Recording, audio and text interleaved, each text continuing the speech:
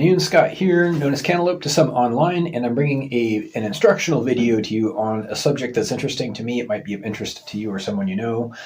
And this is going to be a very short tutorial on how to create interesting and unique looking tile textures, images that is, and possibly videos. This technique could be adapted to that as well.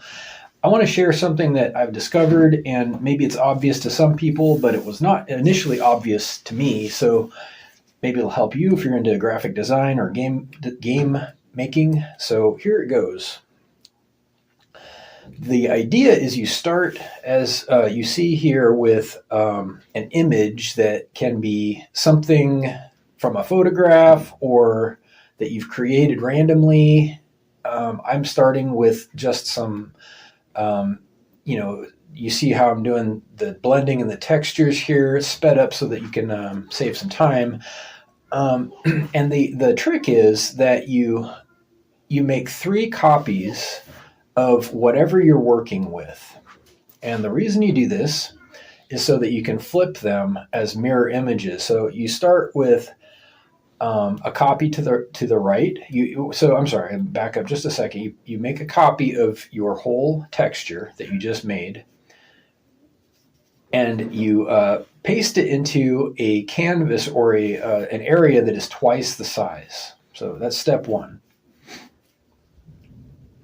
And you move your original image that you created to the, at one corner.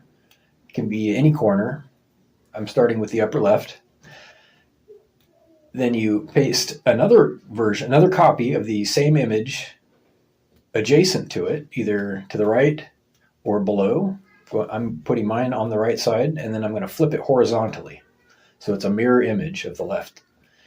And then I paste again the same image below the first one, which is going to be flipped vertically.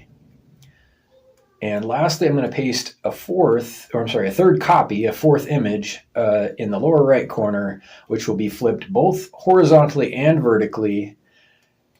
And then, now here's the interesting thing. I'm going to flatten the image so that all of these layers, if you're working with a graphics program, they commonly support layers. I want just one layer. I'm going to go ahead and flatten the image and then copy the entire image that has come out of this back to a canvas the size of the original image.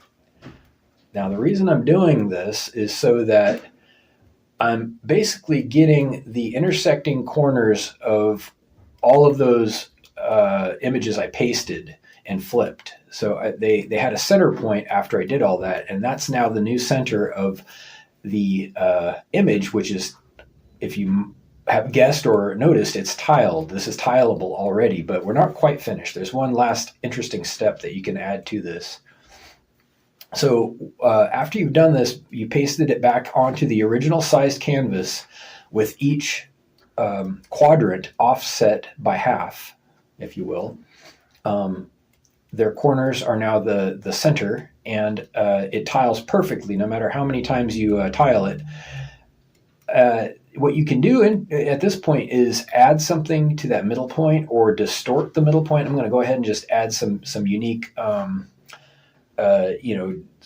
smudging effect is kind of neat to add to the middle. And as long as you're not distorting the edges of this step, this image that you have, it will continue to tile perfectly. And it's a seamless tile, so it seems to wrap infinitely, and it's an arbitrary image at this point. So, and you still have control of it. So you've created a tileable border, and you can do whatever you want to the middle, and it will continue to tile.